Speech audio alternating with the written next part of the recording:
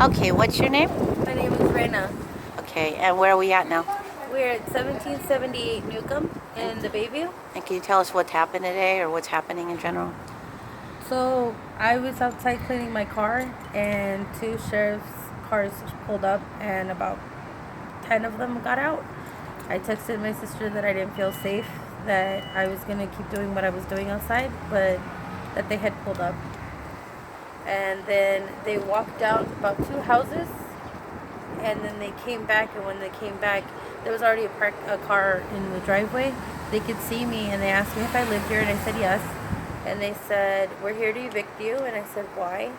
And they said, well, you got notice a week ago. And I said, no, we didn't. And they said, we posted something on your door. I said, no, you didn't. And they said, well, we mailed something for you, so all our bases have been covered. And I said, no, you didn't.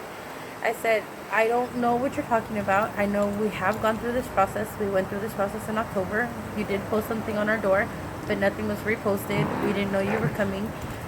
They said, well, you have 5 minutes to get your family out. And I said, well, it's going to take a lot longer than that. My dad is disabled. He's elderly.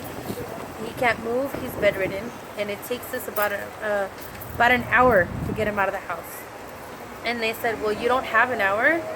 We can give you about 10 minutes to get your things, and then we'll evaluate the situation and get your dad out of the house. Then conversation went back and forth.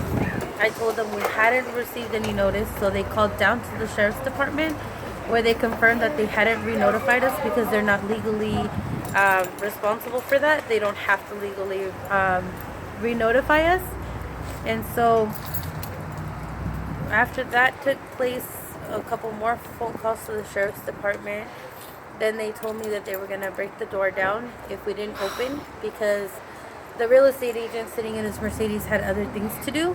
Wow. And so I called my mom. She said, we're not opening the door. I told her they're going to break it open. She said, go ahead, let them break it open. So they broke through the gate.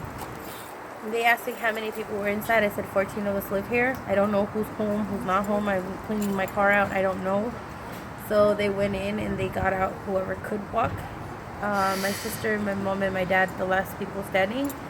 And then to sum it up, they've postponed the eviction until next week. They did call the paramedics to evict my dad, but because of his health condition, they decided not to. Okay. And they gave you, quote unquote, other week. Quote unquote, we have till next Wednesday. Right. Does your family have anywhere to go? No. And this comes out of a long process. This So is 5 years worth of fighting for our home. And all we want is a loan modification. We're not asking for a free home. We're just asking for a loan modification.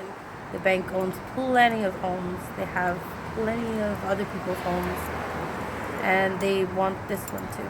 And we just don't want to give up our home. We've been here for 16 years. of course, is there anything else you'd like to tell listeners or viewers what they should do to support you at this point? I think at this point is keep an eye out for the call to action that we're going to have next Wednesday at our home starting at 6 a.m. And then if there's anybody out there that knows how we can get the process started so that they have to legally notify people a week before the eviction, regardless of what the situation is, that would, I think, help tremendously, not just for our family, just for the community as a whole. I don't think anybody should be surprised the way that I was, Right. that they were going to show up. That's right. For Magazine Prensa Pobre is with you on it. Thank you. Thank you. All right.